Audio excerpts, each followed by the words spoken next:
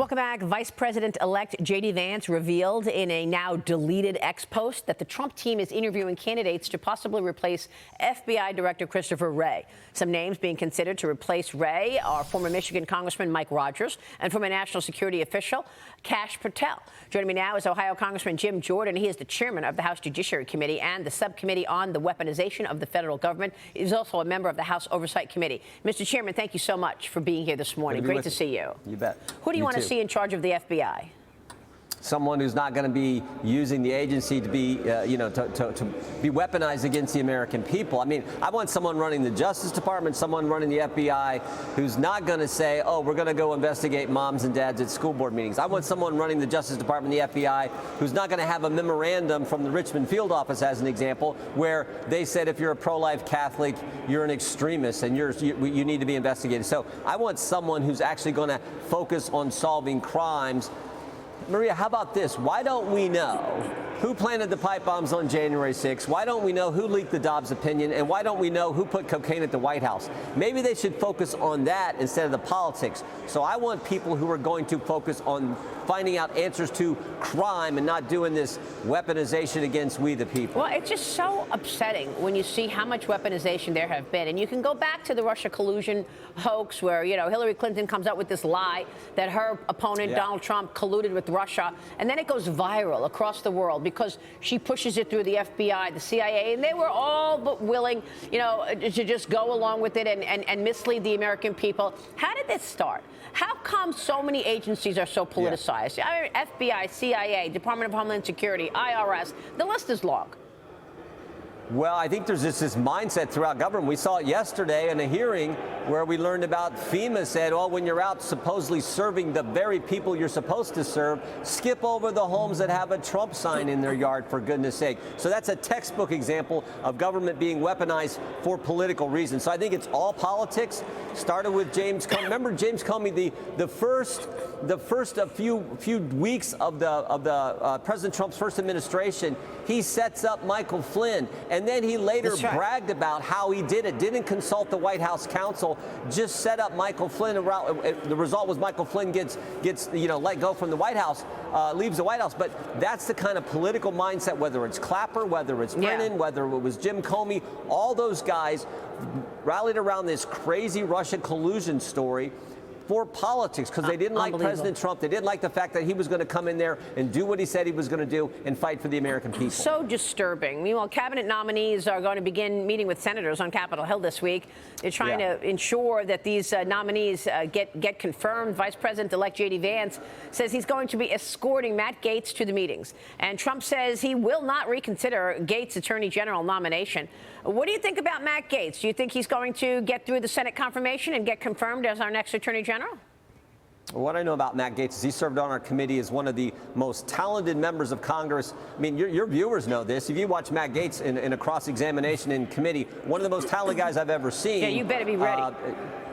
He does his homework. He comes prepared. I think he'll bring that same attitude as Attorney General. And as I said before, he's going to fight for the American people. He's going to focus on what the Justice Department should focus on. Here's another example. In the run-up to this past election, the Civil Rights Division at the Justice Department was going after Glenn Youngkin because he was simply cleaning up the voter rolls and saying if you're a non-citizen, you shouldn't be voting in our federal elections. We had the same thing happen in Ohio. The Civil Rights Division sends our Secretary of State the same letter and says you got to stop cleaning up your voter rolls and taking non-citizens off the voter rolls. Matt Gaetz is not going to be engaged in that kind of activity if he's our Attorney General. That's what I know, and that's why President Trump nominated him for the position.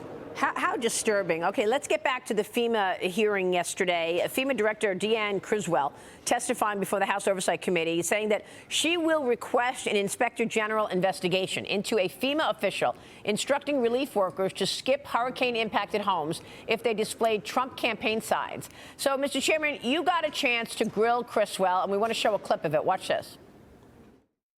The text message said, implement best practices. They talk about making sure you're going in pairs or with more than one person, avoid the Trump homes, drink your water, take your towel, coconut waters. So stay hydrated, walk with someone else, and don't go to the Trump home. When I received this text message, It was not in accordance with the way we conduct business at FEMA. You know what it sounds like? It sounds like Peter Strzok. Peter Strzok, when he said, oh, I just went into Walmart, I can smell the Trump supporters. Mr. Chairman, I mean, what do you think happened here? Yeah, I think if this is this widespread attitude across government based on politics, and there's a disdain for anyone who's a Trump supporter. Peter Strzok said he could smell the Trump supporters. There was another FEMA official who was anonymous, but said that, you know, oh, when you go to these folks in Western North Carolina, you know, be careful. So there's this disdain, this attitude that they have. The deplorables, the garbage, the fascists, all the names that the left has called conservatives who support and Republicans who support President Trump. That's permeated, I think, throughout our government. And that's why President Trump is nominating the people he is. I mean, I think he's going for the American people in this election, where President Trump won all swing states, he won 30 states, he won the popular vote, he won an electoral college landslide. They voted for a new attitude in their government. They want agencies run by people who actually respect we the people, who respect the taxpayers. They want a leaner, more efficient government that focuses on freedom and focuses on serving them, not one that's focused on politics. And we saw a textbook example with this FEMA issue yesterday, that they were skipping the Trump homes. And it was all because they're like, oh, those people are bad folks. This attitude that is there that is so wrong. That's what President Trump was elected to clean up, and that's what he's going to do. But why? I mean, why do they hate him so much? I feel like they're afraid of him because he represents the potential for loosening their grip on power. He represents the pivot that will take them out of their jobs. Or are they afraid of him because there's so much darn corruption in government and he's not afraid to call it out? I think it's all the above. We know there's all kinds of ways. I love that Elon Musk and Vivek Ramaswamy are coming together to focus on that issue. I mean, think about this, Maria. So much of the government, a huge percentage of the government, the people who work in the bureaucracy, don't even come to work.